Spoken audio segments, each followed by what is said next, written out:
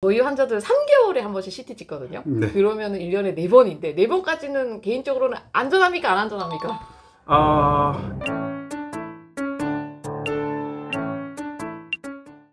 네, 안녕하세요. 오늘은 제가 CT랑 관련해서 전문가 교수님을 모시고 왔습니다. 제가 외래에서 이제 보통 간암도 그렇고 간경화 환자분들이 많아서 CT를 찍을 일이 있는데 CT 찍자고 얘기 드리면 막 불안에 떠시는 환자분들이 많으세요. 그래서 제 얘기가 잘 안 먹혀서 우리 전문가 교수님을 모시고 CT가 진짜 안전한 검사인지 좀 알아보도록 하겠습니다. 저희 병원 영상의학과 임상혁 교수님이십니다. 교수님 안녕하세요. 네, 안녕하십니까. 네. 자, 교수님, 일단 환자분들이 가장 많이 묻는 질문을 제가 7개를 가지고 왔고요. 사실 질문 목록을 미리 안 가르쳐 드렸어요. 그래서 조금 이제 긴장하고 계신 것 같습니다. 우리 교수님께서. 자, 첫 번째 질문은요. 교수님, CT가 많이 위험하지 않나요? 방사선이 이렇게 많이 노출된다고 하던데요. 라고 환자분들이 물어보세요. 네, 일단은 우리가 그냥 평소에 일상생활 하면서도 환경에서 나오는 자연 방사선만으로도 방사선 노출이 되고 있습니다. 양이 보통 이제 저희가 1년에 약 3에서 3.5mSv 정도, mSv라는 게 저희 방사선 노출되는 정도를 얘기한 단위가 되겠는데요. 숫자만 그렇게 말씀드리면 좀 이해하기 어려우실 것 같아가지고 네. 말씀을 드리자면은 흉부 엑스레이 한 장 같은 경우에는 0.1mSv, 그리고 검사 종류, 복부 CT에도 여러 가지 종류의 CT 프로토콜이 있는데 그 중에서 조금씩 차이는 있지만 복부 CT 1회에 한 8에서 10mSv 정도 노출이 됩니다. 저희 간 CT도 그러면 한 8에서 10 정도 이렇게 노출된다고 보면 되겠죠? 생각하면 될 것 같고요. 참고자를 준비했어요. 참고자료. 네.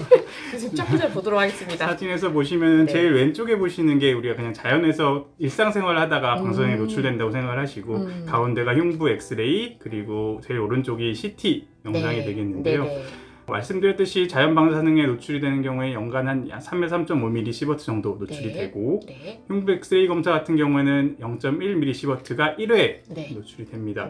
이를 갖다가 자연 방사능과 노출량을 비교하자면은 10일 정도 방사능에 노출된 경우의 정도의 양이 되겠고 복부 CT 검사 같은 경우에는 말씀드렸듯이 8에 10mSv 정도 노출이 되는데 이거는 날짜를 갖다 쭉 합산해서 보면 약 2.5년 정도 한 번에 맞는 방사능 노출량이 약 2.5년 정도 자연 방사능에 맞은 것과 같다고 생각하시면 됩니다. 교수님, 이게 제가 진짜 생활을 하면서도 그냥 방사능에 노출될 수 있다는 거잖아요. 그렇죠. 그리고 일설에 의하면 비행기 타면 좀 더 방사능을 많이 받을 수 있다 뭐 이러는데 어떻게 생각하세요, 맞습니다. 교수님? 아무래도 좀 이제 고도가 올라가다 보면은 엑스레이라든지 이런 것들 뭐 그런 것들 때문에 방사능 노출이 많이 될 수 있고 과거에 저희 뉴스에 나왔던 거 침대나 이제 새집 같은 데서 나오는 이제 라돈 같은 것들 그런 것들이 이제 방사능 노출과 연관이 돼가지고 실제로 우리도 그냥 평소 일상생활 하면서 자연 방사능에 노출되고 있다.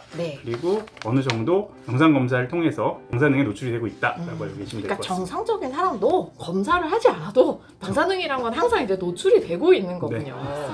네, 그러면 교수님, 이게 그럼 1년에 이제 저희 보통 뭐 간암 환자들 같은 경우에는 3개월마다 CT 찍고 막 이제 이럴 때가 있는데 1년에 몇 번 CT 찍는 것까지가 안전한 건가요? 그게 몇 번까지는 CT 촬영이 괜찮고 몇 번을 넘으면은 이게 위험하다라고 말씀드리기가 되게 어렵습니다. 여러분한테 가장 중요한 것은 CT 영상 검사로 인해서 방사능에 노출되지만 거기에 대해서 우리가 얻는 효과, 진단을 받는다든지 아니면 치료를 받고서 그 이후에 추적 검사를 한다든지 이런 것들에 의한 얻는 효과가 분명하기 때문에 노출된 양이 적정하다라고 하면은 그건 얼마든지 안전하다고 생각을 할 수 있을 것 같고요. 사실 지금까지 알려져 있는 방사능에 노출된 경우에 뭐 암이 발생한다던가 아니면 사망한다 이런 것들에 대한 거는 우리가 실제로 그만큼의 방사능을 노출을 시킬 수가 없기 때문에 과거에 뭐 히로시마나 나가사키 원자폭탄이나 체르노빌 사고에서 유추한 근거들, 거기서 이제 유추한 결과거든요. 그래서 거기에 알려지기로는 뭐 인체에 한 번에 다량의 방사능, 약 말씀드렸던 양에 대해서 설명드리면 약 100mSv 이상. 그러니까 한 번에 CT 10개! 한 번에 10개! 하루에 10개 찍는 거죠. 그렇게 하면은 짧은 기간 동안 노출되면은 암 발생의 확률이 높아지는 건 확실합니다. 사실이라고 생각이 되는데요. 하지만 그것보다 적은 진단력의 방사능 노출에서는 암의 발생이 될 건지 안 될 건지를 정확히 예측할 수는 없고요. 우리가 예를 들어서 제가 이제 같은 날 흉부하고 복부 CT를 찍어서 약 한 뭐 15에서 20mSv 정도의 CT를 찍어서 엑소에 노출된다고 하더라도 그 다음날 24시간 후에는 대부분이 우리 인체에 파괴됐던 DNA 대부분 회복이 되기 때문에 너무 걱정하실 필요 없을 회복 거죠. 능력이 있군요, 교수님. 그럼 교수님, 자 저희 환자들 3개월에 한 번씩 CT 찍거든요. 네. 그러면 1년에 4번인데 4번까지는 개인적으로는 안전합니까, 안 안전합니까?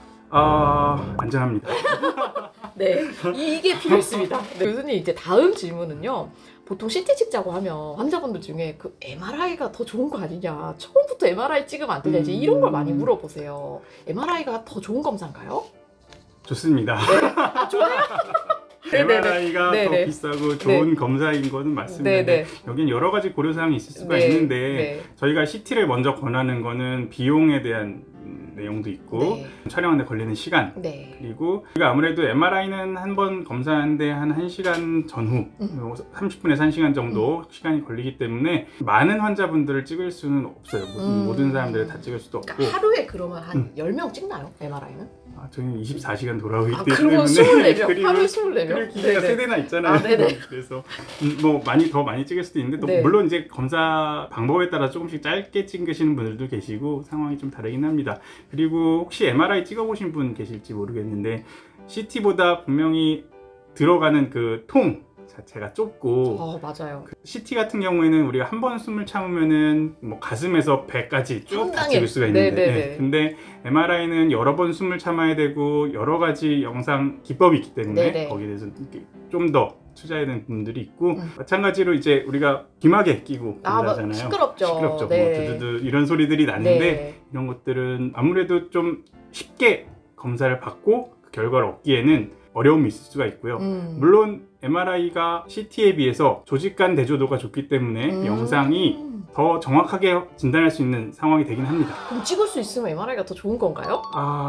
유정수임 환자분들 같은 경우에 MRI 찍으시면 좋을 것 같습니다.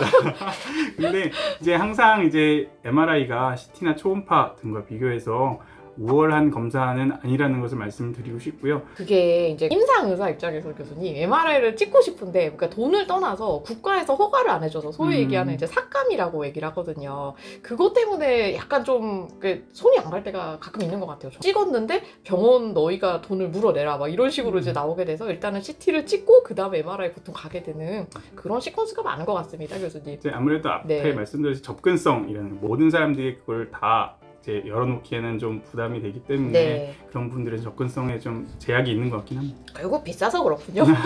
기계도 비싸잖아요.